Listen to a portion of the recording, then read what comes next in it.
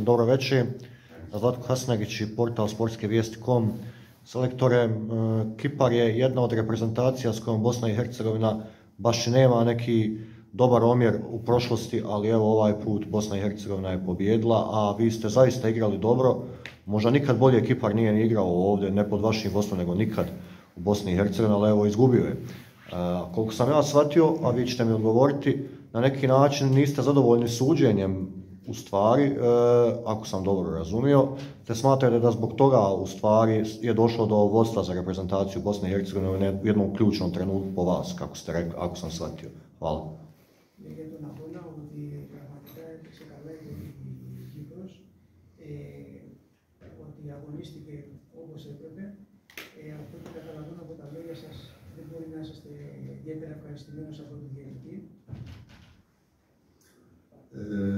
Δεν είναι το πρόβλημα ο διαιτητής.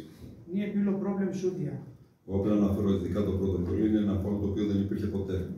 Samo treba da opomenem da kak je počelo od prekida, taj prekid što je počelo prvi gol, nije bilo uopšte prekršaj. Εγώ είμαι ευχαριστημένος από την προσπάθεια που κάναμε τα παιδιά. Ja sam jako zadovoljan od moje igrače za trud što su Είχαμε να αντιμετωπίσουμε μια πάρα πολύ καλή ομάδα όπως η Βοσνία.